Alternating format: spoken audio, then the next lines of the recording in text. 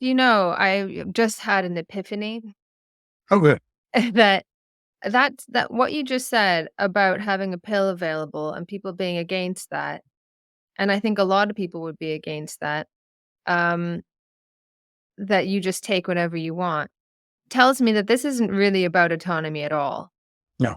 I mean, autonomy is the big thing that people will put up, like, it's all about you and your choice. But then why not make it available to anyone to make that choice for themselves whenever they want? It's about a process and control and risk, the risk associated with the unpredictability of the behavior of populations. And in that sense, it is very much part of our kind of post-liberal bureaucratized moment where everything must be controlled, every emotion must be stated so that it can be put onto a script that is more predictable. It's not about helping people at all.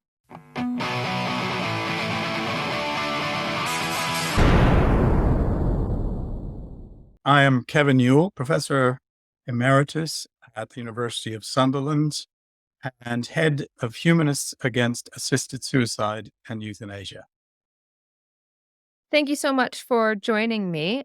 I think most people, just kind of speaking from my own experience, I kind of always would have been in favor of assisted suicide, assisted dying, whatever. We'll talk about what to call it in a moment. But I just thought, yeah, people should be able to make that kind of choice. And I was just very passive about it. Being a Canadian, I saw it was happening and I didn't think anything of it.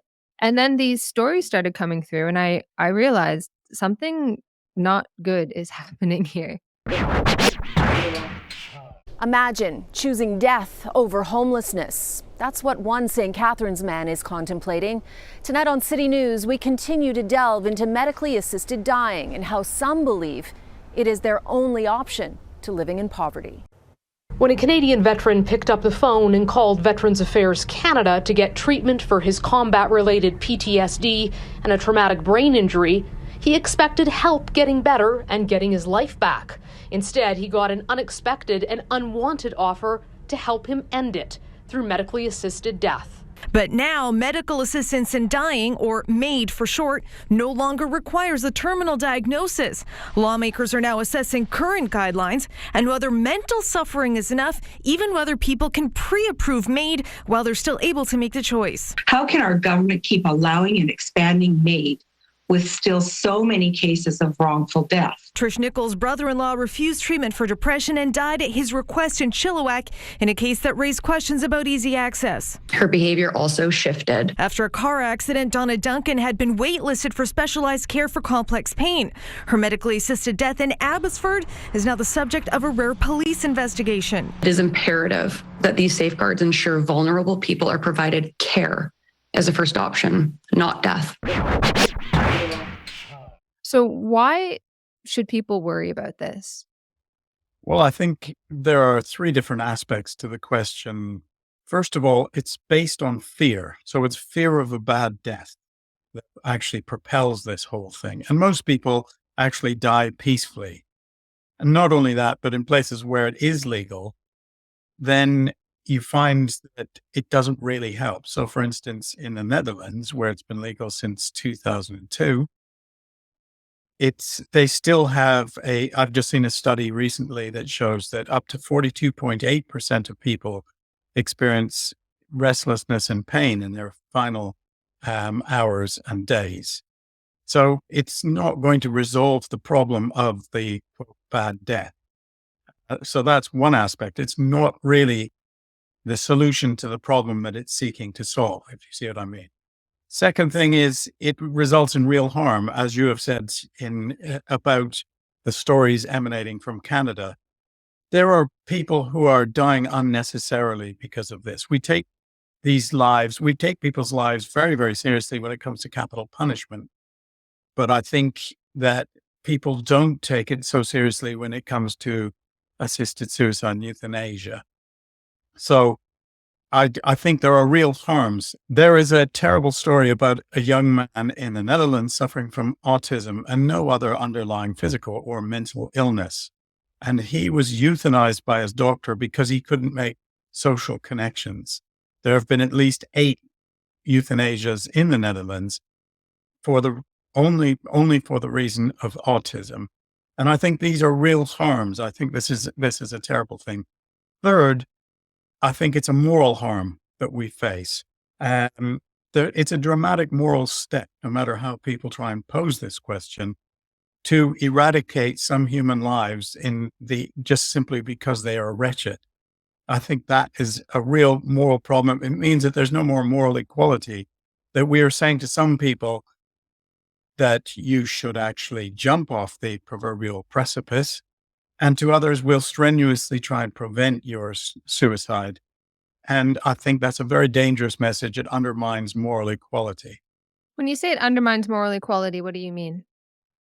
Well, I mean, when you're looking at people, for instance, using murder laws as an example, it is just as wicked to kill an 86-year-old who does not value their life as it is to kill a 24-year-old who does value their life and has it all up in front of them. It is wrong to take a life. And I think that's what we are faced with is taking of lives, which I think is, why would that be different for suicide? Why is it any better for an 86-year-old to kill themselves or a 24-year-old to kill themselves? There's a moral equality on those kind of grounds reflected in our murder laws. But also, if we come across and we see somebody who's about to kill themselves, we wouldn't stop to interrogate them to see whether their lives are worth keeping. We would simply try and save them, just as we would somebody who's drowning, hopefully. So I think that's what I mean by moral equality. We accord human life a certain equality in terms of trying to protect it and save it. And that's what this really jeopardizes. This idea of moral equality is really interesting because there have been a number of cases just around other social issues where I've started to wonder if that is slipping away. This idea that every human life has some kind of fundamental equality about it. For instance, in Canada at the moment, there are discussions about, that maybe Indigenous people should be treated differently in the criminal justice system. And I suppose the argument is that, well, you can have an ideal of equality, but that's not real in practice. In practice, people are unequal. People have different abilities, different approaches to life, different things that they're able to do. So is it not sort of holding up an ideal against the material reality of inequality in society, and that maybe we have to sort of make adjustments for the fact that not all human life is the same? Well, obviously, all human life isn't the same. I mean, some individuals are more valuable than others. But I think it's the overall principle that I'm worried about rather than the individual circumstances. And it works a little bit like capital punishment, which I oppose. And I oppose capital punishment no matter who it is that's actually being killed, because I think, or no matter how they feel about the punishment, whether they agree with it or not. So I think those of us who are against capital punishment look at the individuals involved and think, you are scum and I won't cry when you actually die. You're an awful person. And yet it's the principle that is the most important thing. And of course, lives aren't equal, but I think we have to have some sort of sense of equal protection for somebody, whether they're rich, poor, Indigenous, white, black, whatever. I think we have to have that ideal of equal protection. That's what I mean really by moral equality. Were you always against this, or is this something that happened, or did something happen that made you change your mind? That's a nice question to answer because then it makes me reflect on what I was thinking, but also it makes me reflect on the generational differences between us because it wasn't an issue when, it was never an issue until the 1990s when you had Dr. Kevorkian coming up. What set me off against it was when I was 18, I had a friend who went down to the United States, bought a pistol and shot himself in the head. And so this was a kind of thing that all of us, when you're 18, this is, a sort of life-defining moment in many ways. And it made us all sort of go out, as you do when you're 18, 19, and drink and talk about, was it my fault? We didn't reach out to the young man. And whose fault is that? And what is this about? I remember one of my friends who worked with his father, and that's the problem. We all knew the whole family as well. I worked at the same company his father did, and this other friend worked right beside his father. And she said it was just wrong. He's absolutely destroyed his family. He's absolutely horrendously affected people. And I thought that was a very, very insightful way to respond to it. Not just to condemn the person, because of course, but you say this person was wrong. I forgive them now. And we all need to for our own sakes, but it was a wrong action. And so that kind of made me think when Kevorkian came along in the 1990s. I don't know whether you're familiar with Kevorkian, Dr. Death, as he was called, who operated his Mercytron in the United States between 1990 and I think 1998. And I just thought, this is wrong. This is appalling. So it made me really confront the issue before most people were forced to. And then when it came along, I think I wrote my first article against it in 1996. And so I've been writing about this for a long time, but it stems from my attitude towards suicide. Why do you think so many countries are now in favor? That you said, this wasn't an issue when you were younger, but now it is. What happened? Well, I think it's inherent to the issue in some ways. In it is a why not question. And so people say, oh, people are suffering, and why can't we help them? And that's a very difficult question to answer unless you're very determined to take up the whole debate and work out why not. But very, very few people go beyond the why not. And the other problem is that it's posed in terms of religion. So the why not is because God created life. Now, those of us who are atheists don't think that God is the author of life. And the immediate response is, hey, get your religious laws off of me and off of everything I do. We don't accept it in, for instance, in relation to abortion. So why would we accept it in relation to assisted suicide and euthanasia? So I think that's the key question. So you can see a lot of post-Catholic countries taking it up at the moment. But let's not forget that it's also been very unsuccessful in many different ways. There have been at least 250 attempts in the United States of trying to change the law. And yet there are, I think, 10 territories, perhaps 11 now, where states and territories where it is legal. So it's not as successful as we might think, particularly in areas like the United States, which are more democratically governed, shall we say, than Canada, which really snuck it through on the basis of a court judgment. So I think that's what's causing it, but it's inherent to the whole thing. We have the harder argument on our side because it's a why not question. Do you think that health systems have anything to do with it? Or is that too cynical a reasoning? So you've got countries where you have public health systems that are on their knees, and there are some horrible stories coming out of Canada. Roger Foley, for instance, who asked for assisted living and kept being offered assisted dying. And they very strongly hinted that his care was quite expensive. If I had self-directed funding, then I'd be fine, But if you weren't, you can just apply to get assisted. If you want it in your life, you don't have to do it in some dramatic manner. You can apply for assisted, Well, they already presented the outcome option to me, but it's like, why force me to end my life when... Oh, no, hang on here. I'm saying, if you feel that way, don't get me wrong. I'm saying I don't want you to be here and wanting to take your life and stuff if you're having these thoughts, because you always have these thoughts. Well, because I'm trapped. It's my intolerable suffering is due to the system creating it. In an audio recording that is no longer available online from September 2017, Foley is heard speaking to a man about what he describes as the hospital's attempts to forcefully discharge him with threats of a hefty hospital bill. Foley asks him how much he'd have to pay to remain in the hospital, and the man replies, "I don't know what the exact number is, but it is north of $1,500 a day." Foley then communicates that he feels pressured into accepting MAID and worries that there aren't any plans for his care and his rights as a patient are being violated. He says, "You have already violated my preferences, so what is the plan that you know of?" "Roger, this is not my show," the man replies.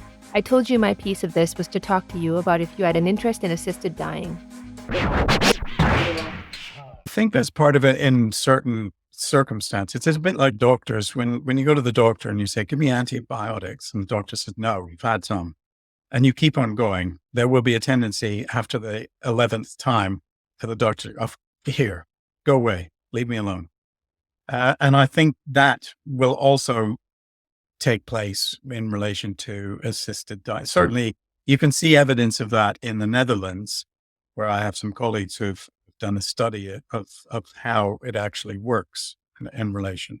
It's the squeaky wheel that gets the oil, is the rule there. I think it's a little bit cynical to think that the people who are doing it specifically to save money, though.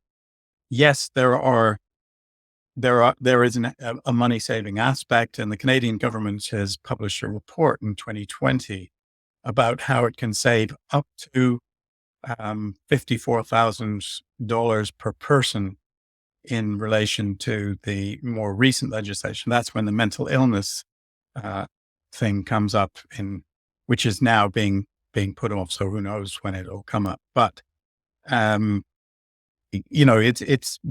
has been a report saying that you can save all of this money. It's not massive amounts of money, though, that you're going to save. It's more, I think, what it shares with the first iteration of this whole discussion in the early 1900s is that there's this concept of streamlining society, of getting rid of unnecessary suffering, unnecessary people whose lives are not convenient to themselves or to society. Why do we keep them here? So I think it's more about this sort of broad streamlining of society that people are considering, whereas I don't think it's necessarily immediately about the money.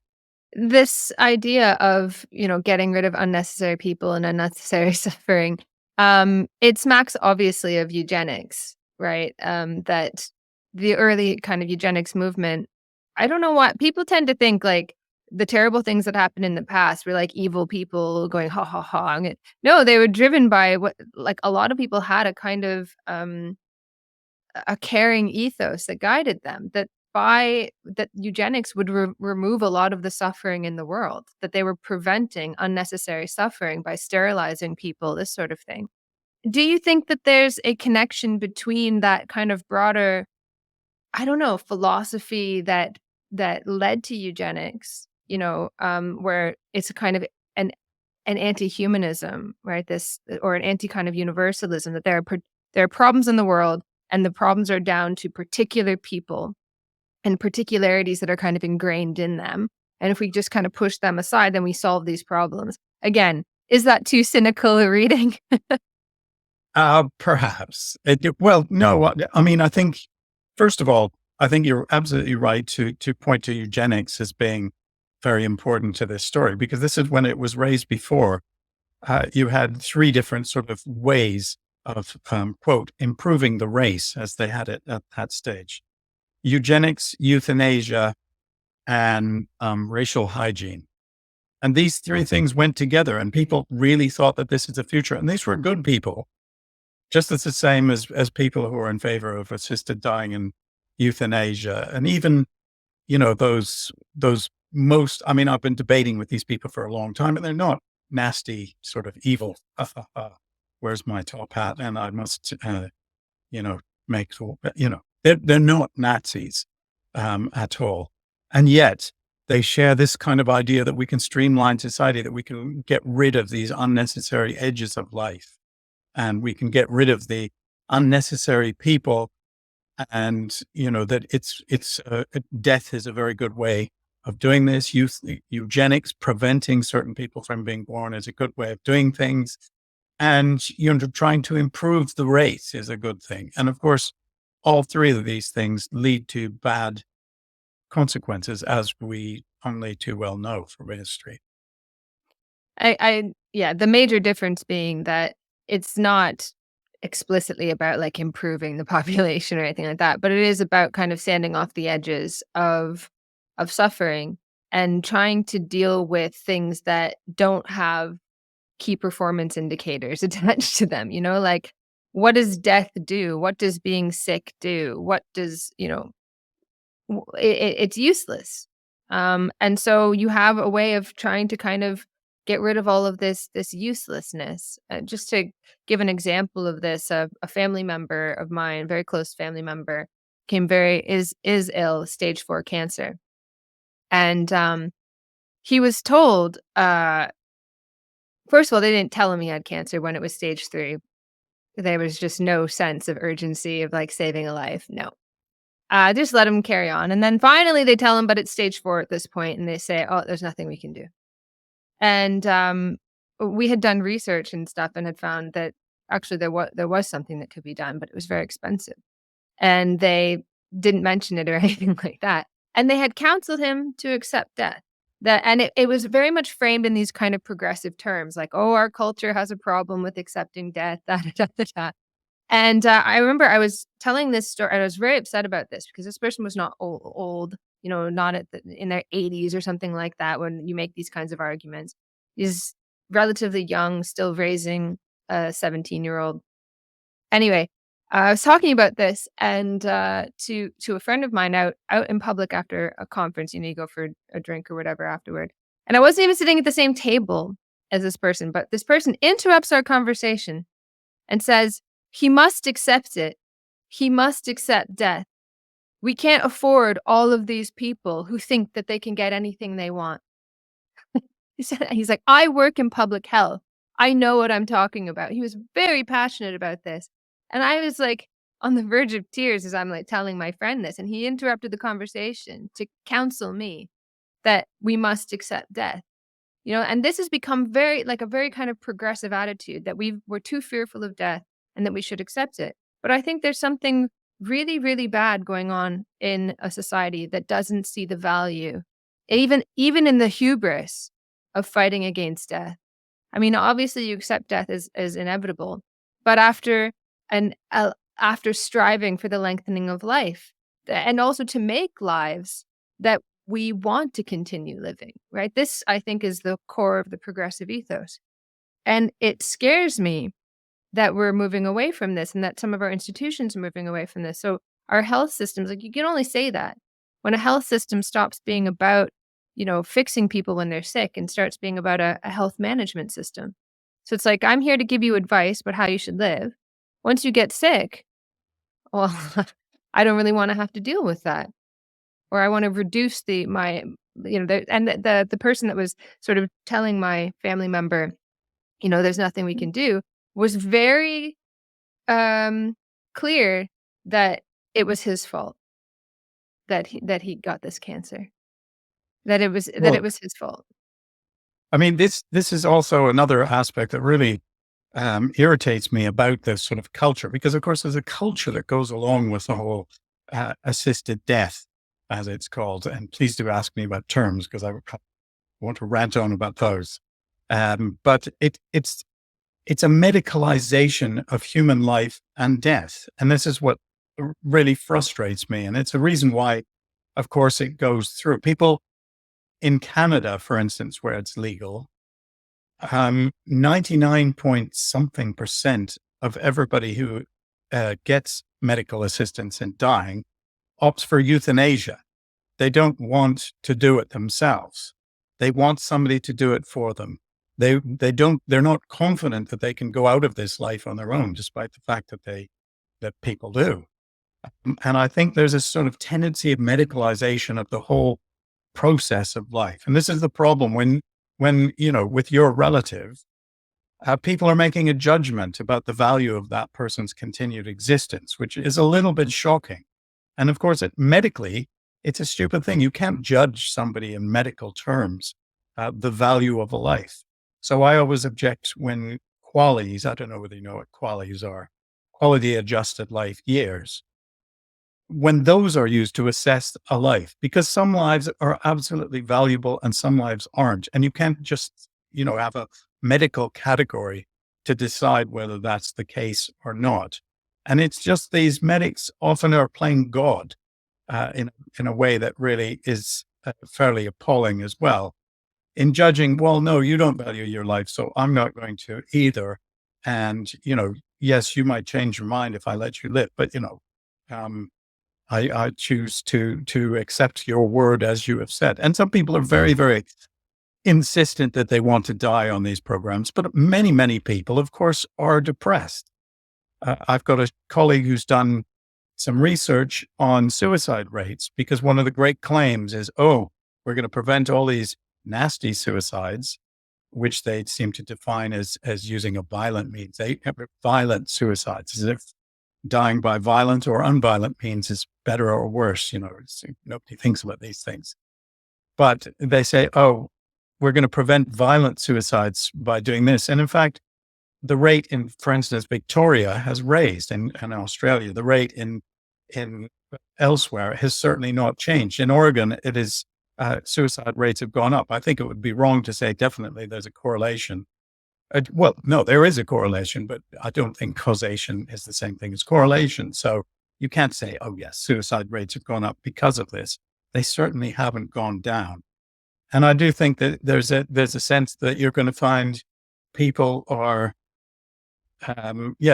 feeling that their lives are less worthwhile and feeling that they shouldn't be a burden on society, rather than fighting the disease in the past. So hearing your story is shall we say, triggering, because it actually really makes me think that doctors do get over them. Well, how's a better way to put it? Well, the doctor has replaced the priest at the bedside of the dying person. And you don't really need it. Doctors used to say, well, there's nothing more I can do. So I'll hand you over to the priest. And now the doctor seems to be saying, no, I am doing everything. I'm playing God. I'm priest. I'm doctor. I'm everything. And, I need to do your death as well as your life. Whereas I think that the mission of a doctor is to physically make us whole, or if it's a psychiatrist, mentally make us whole, and to cure us and to make us comfortable, but not to assess our lives and decide that death is a better thing than life in our situation. I think that's an appalling overstep. I think that's a very interesting analogy that you use, the doctor and the priest, because I think it's a lot like what's happening here is a lot like a pre-modern kind of religious ethos, in the sense that the authority for making that decision actually rests elsewhere. And this is something that I've been noticing, that part of where these movements have come from, you have the legacy of, patients' rights movements, where people have argued that they are experts in their own suffering. So the doctor doesn't know, necessarily the degree to which I'm suffering. I am an expert in living my life. The doctor doesn't necessarily know that. And so this has led to movements for greater patient autonomy and the reduction of gatekeeping. The issue is that a lot of the people who then receive the fruits of these movements were not themselves activists. They were not patient activists. They do not come into that doctor-patient relationship with a sense that I am an expert in my own suffering. I know best here, right? They're looking to the doctor and they're saying, if you say that I am a candidate for this, or if you say that I am this thing, it must be right because you are the authority. You have the authority. You're the doctor. Whereas the doctor is coming from this legacy of like, if the patient says that they are this, then they must be this. You see this a lot. You see this with the trans issue as well, where a lot of young trans people are surprised that, like, after they go through the whole process, they're like, oh, I thought that there was going to be a lot more of a rigorous assessment here. But the doctor's like, if you say it is that you are, then you are. And the young person is like, well, if you say I am, then I am. And so nobody is actually taking responsibility for the treatment. And I think when it comes to this particular issue, people they're deferring authority to each other. So like, I'm going to apply for this. And if you say I'm a candidate and it's approved, and I must really be. And the doctor's like, well, if you say that you are because you've applied, then you must be. And so in the end, everybody washes their hands of it and defers the authority not onto God as a priest might have done, but onto a bureaucratic process. We ticked the boxes, we signed the forms. And that strikes me as a profound example of the banality of evil. I think you're absolutely right. I think that it's an incredible process. It's staving off authority. So, as you say, suffering is, a doctor cannot diagnose suffering. That is due to the patient. Are you suffering? Yes. Are you suffering unbearably? Yes. These are questions that doctors can't answer. And the only thing the doctor is there to do when there are safeguards is to say, sorry, you don't qualify because you are not suffering from this or you're not suffering from that. So it becomes a sort of patient-driven thing, so that somebody saying, I'm suffering, can normally take it through. In a place like Canada, there can be some reason found for them to actually qualify. Certainly, this is the way it works in the Netherlands and in Belgium, where it's much more GP-centered. So it's the GP that really does the referrals there. It's not framed in rights as it is in Canada, which I think is a fascinating thing about Canada. But that's probably another podcast to deal with that. But yeah, no, I think you point to a really interesting thing where authority is kicked out into a bureaucratic process, and and nobody takes responsibility for this, so it can't be stopped. And that might be another reason, in relation to your earlier question, why this is taking off in various different countries, because we do know that there are political ways that people are evading responsibility. In fact, the whole story in Canada is evasion of authority in the first place, of taking any kind of responsibility for this, because as we know, the first case in about 2015 resulted in the entire government of Canada, rather than actually taking a vote, which they could have done, deferring to one judge making a comment about the Canadian Charter of Rights. And so this one judge decides law. Everybody in Parliament goes, oh, well, the judge has spoken and we've been ordered, so we have to do this. They could have actually, taken responsibility for it. They didn't. And then, of course, it was expanded. Why? Because one judge in Quebec decided that it was wrong not to allow disabled people suffering from permanent disabilities, from accessing this either. And of course, that's the whole way it's unfolded in Canada, in a much more sort of obvious sense than in many other places. This is one of the arguments that I come across all the time when I go on the radio to talk about this or whatever. It's being tabled in Scotland at the moment, and they swear up and down what happened in Canada, this endless extension of assisted dying to everybody, isn't going to happen in Scotland. They're going to have really strong safeguards. Why is that not a good argument? Well, because this is the same argument Canada made in relation to Netherlands and Belgium. And look what's happened in Canada. It's expanded, and in some ways, Canadians are fighting with Belgium and Netherlands to be the most progressive kind of nation, and it's expanded hugely. And that's the problem, is there's an inherent tendency towards expansion. Because if you say this is a medical treatment for unbearable suffering, you need to treat anybody who's suffering unbearably. And not only that, but you can't have little qualifications like, for instance, you can't have autonomy. The person has to agree to it, because then you're not being compassionate. If they're suffering unbearably, and they're suffering from dementia and therefore can't assent to it, shall we allow it? And the question has always been answered, yes. So Belgium and the Netherlands have allowed it. And there's a lot of talk in Canada about allowing it. The other talk is, of course, about children, because if a child is suffering unbearably, how can you deny that child medical treatment that other people can have for unbearable suffering? So it has this tendency to go further and further. As soon as you define death as medical treatment, people will start demanding it, and the categories will expand. And I've been writing about this for long enough that I've seen this process happen, and it will continue to happen. And that's the message for Scotland: is if you take a step off this moral precipice, it's not a slippery slope, it's a moral precipice, then, you will fall. But if people are demanding it, is it really that wrong then? Visit patreon.com/Ashley A. Frawley for part 2.